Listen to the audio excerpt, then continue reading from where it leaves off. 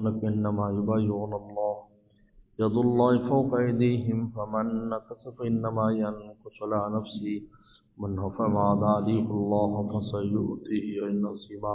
تو یا اللہ تعالیٰ ہم توبہ کرتے ہیں شرک سے، کفر سے، بدعت سے، تمام چھوٹے بڑے گناہوں سے. وعدہ کرتے ہیں 5 وقت کی نماز پابندی سے پڑھیں، رمضان کے روزے رکھیں، فرض حج کریں، زکوٰۃ دیں. ہم داخل ہوتے ہیں سلسلہ چشتیہ میں، قادریہ میں، نقش بندیہ میں، سہر وردیہ میں.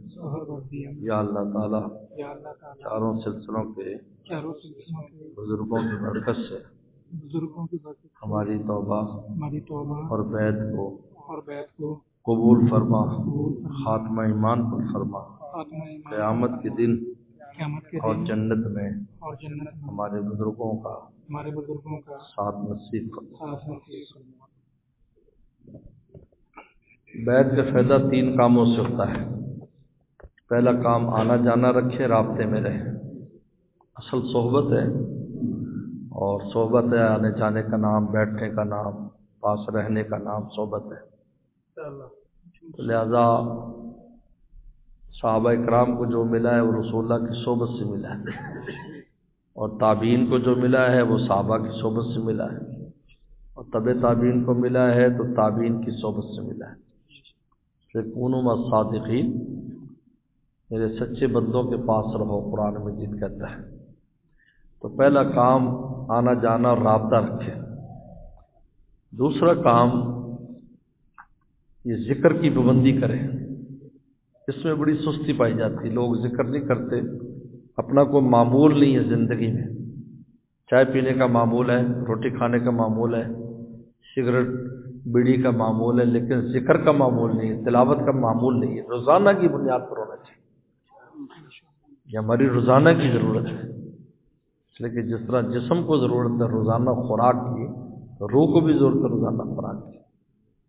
لہذا جو شیخ ذکر دیتا ہے اس کی پابندی کریں. تھوڑی دیر کر لیں، وقت نہیں ہے، مصروف ہے، اس دن تھوڑا کر لیں.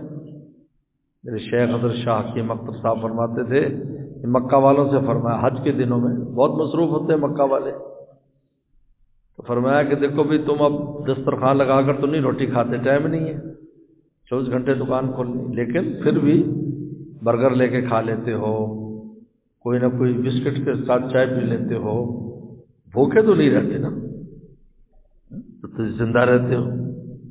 اسی طریقے پر اگر انسان جتنا مصروف ہو تھوڑا بہت ذکر کر لے تاکہ اس کو روح زندہ رہے. بالکل منقطع کر دینا کہ میں جب فارغ ہو جاؤں گا تو نہیں بھائی، سارا اسی کے لیے ساری فراغت ہے.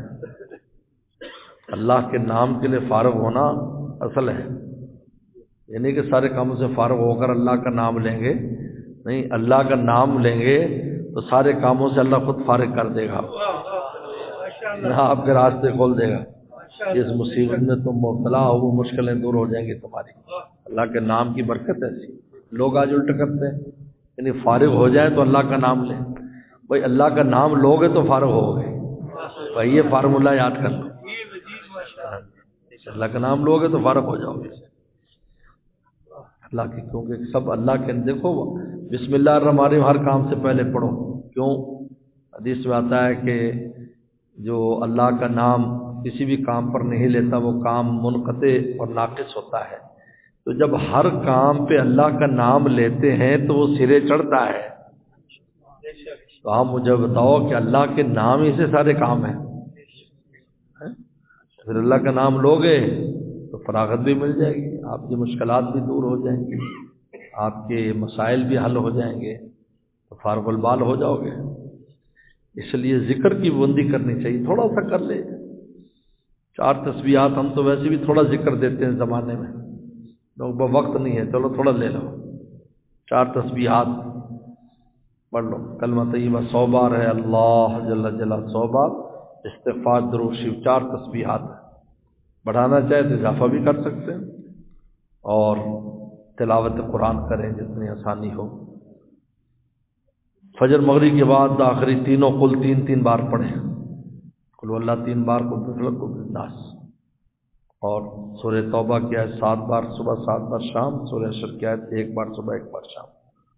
اور تیسرا کام ہے گناہ سے بچنا، یہ سب سے اہم بات ہے، کیونکہ گناہ جو ہے وہ ہر چیز کے نور کو ضائع کرتا ہے۔ گناہ کا پہلا اثر یہ ہوتا ہے کہ نیکی کا نور ختم ہو جاتا ہے۔ نیکی تو رہے تھی، نور ختم ہے۔ نیکی تو آپ کے نام میں لکھے گی، آپ کی نماز ہے، روزہ ہے، ذکر ہے، تلاوت ہے، لیکن اس کے انوارات نہیں۔ اور جب نور نہ ہو، یہ ایسی ہے جیسے آپ کی گاڑی کی بیٹری تو ٹھیک ہے لیکن بلب نہیں جلتا، کیسے سفر کریں؟ بولو، بیٹری ٹھیک ہے، کرنٹ آ رہا ہے لیکن بلب خراب ہے، آپ کیسے سفر کریں گے؟ مجھے بتاؤ، نہیں کر سکتے۔ یہ دنیا اندھیر ہے، نگری ہے، اس اندھیر نگری میں اللہ کے نور کے سارے سفر ہیں۔ یہ قرآن نے خود کہا وَجَعَلْنَا لَهُ نُورًا، مومن کو ہم نور دیتے ہیں، یمشی بِهِ فِی النَّاسِ، جس نور کے ذریعے وہ لوگوں میں چلتا پھرتا ہے، بازار میں جا رہا ہے، کھیتی میں جا رہا ہے، سفر میں جا رہا ہے، گھر میں جا رہا ہے، ہر طرف اندھیر ہے۔ یہ پورا عالم اندھیر ہے، یہ روشنی نہیں ہے۔ یہ دن کو بھی اندھیرا ہے، رات کو بھی اندھیرا ہے، کیونکہ روشنی یہاں ہے تو روشنی ہے، ورنہ نہیں ہے۔ یہ اندھیرا ہے تو اس کے لیے نور چاہیے۔ اب ہم نیکی اس لیے کرتے ہیں تاکہ ہمیں نور ملے، تو نور سے کیا ہوگا کہ ہم اپنی زندگی جب نور کے ساتھ اب چلتے ہیں، جب آپ کی لائٹ گاڑی کی تو آپ کو گڑا بھی نظر آتا ہے، آپ کو ٹکر والی چیز بھی نظر آتی ہے، آپ کو ہر چیز، آپ بچتے ہوئے سفر کرتے ہیں۔ تو جب مومن کے قلب میں نور ہوتا ہے تو دنیا کی زندگی اسی طرح بچا کر گزرتا ہے، یہاں سے ایکسیڈنٹ نہ ہو جائے، یہاں سے نہ ہو جائے، یہاں تک کہ قبر تک سلامتی سے ایمان ساتھ لے جاتا ہے، ورنہ راستے کے اندر رہ جاتا ہے، ایکسیڈنٹ ہو گیا، ختم ہو گیا کام سارا۔ اس لیے تو گناہ کا اثر یہ ہوتا ہے کہ نور ختم ہوتا ہے۔ آپ ذکر کر رہے ہیں، ذکر تو لکھا ہوا اس نے ایک تسبیح کی، لیکن اس تسبیح کا نور نہیں ہے۔ تو سب سے پہلا جو گناہ کا وبال ہے کہ وہ ہمارے قلب سے نور کو چراتا ہے، اور یہی نفس شیطان کی سب سے بڑا حربہ ہے۔ وہ کہتے ہیں اس کا نور لے لو، یہ اندھا ہو جائے گا، جب اندھا ہو جائے گا تو اس کو میں گڑھے میں آسانی سے گرا دوں۔ یہ ہمارا دشمن تو چاہتا ہے۔ مولانا رومی رحمۃ اللہ نے ایک چور کی ایک قصہ بیان کیا۔ ایک چور تھا تو بہت چلاک چور تھا، تو وہ پہلے زمانے میں کوئی چیز جلانی ہوتی تھی تو وہ 2 پتھروں کو مارتے تھے، چکماق، پھر وہ جلتی تھی۔ تو وہ کیا کرتا تھا کہ وہ جب گھر میں گھس جاتا تو اس کو پتہ لگ جاتا کہ وہ بندہ جاگ گیا، ایک جگہ بعد میں جاگ گیا، اور جب پتھر لے کر چلا رہا تو وہ جو کرتا تو اس کے وہ انگلی رکھ دیتا، وہ اس کے اوپر ایسے کر کے انگلی رکھ دیتا، وہ جو شعلہ تھا اس پر انگلی رکھ دیتا۔ اب اندھیرا ہے، اس کو تو نہیں پتہ کون کر رہا ہے۔ 2 3 دفعہ 4 دفعہ 5 دفعہ 10 دفعہ انہوں نے کہا یار یہ چکماق خراب، اسے چکماق پھینک دیا، اور وہ چور سارا سامان لپیٹ کے چلا گیا۔ صبح ہوا تو دیکھا کوئی چیز بھی نہیں بچی، بس اس کے تن کے کپڑے رہ گئے۔ تو دن کو جب چکماق کیا تو وہ آگ دے رہا ہے۔ اوہو، یہ چور چلاک تھا، وہ ساتھ کے ساتھ بجھا دیتا تھا۔ ورنہ رومی فرماتے اسی طرح شیطان، ہم نیکی کرتے نا فوراً اس کے نور کو بجھانے کی کوشش کرتا ہے، کیونکہ اگر نور واضح ہو جائے گا تو ہمیں شیطان کی شیطانی نظر آ جائے گی، ہمیں اس کی بدمعاشی نظر آئے گی۔ تو وہ کیا کرتا ہے کہ اس کے نور کو بجھاتا ہے گناہ سے۔ اور گناہ کے 4 بڑے ذرائع ہیں گناہ کے، انسان کی آنکھ ہے، زبان ہے، کان ہے، دل ہے۔ یہ 4 بڑے ذرائع ہیں جس سے گناہ کراتا ہے۔ آنکھ سے گناہ کراتا ہے، زبان سے کراتا ہے، کان سے کراتا ہے، دل سے کراتا ہے، دل میں گناہوں کے خیالات کو پکاتا ہے۔ تو یہ جب گناہ کرے گا نور ضائع ہو جائے گا، نیکی کا نور ختم۔ اس لیے نور کے سہارے مجھے آپ کو زندگی گزارنی ہے۔ اللہ نے نور پیدا کرنے کے لیے بے شمار چیزیں دی ہمیں، ذکر کرو نور، تلاوت کرو نور، اچھی بات سوچ لو نور۔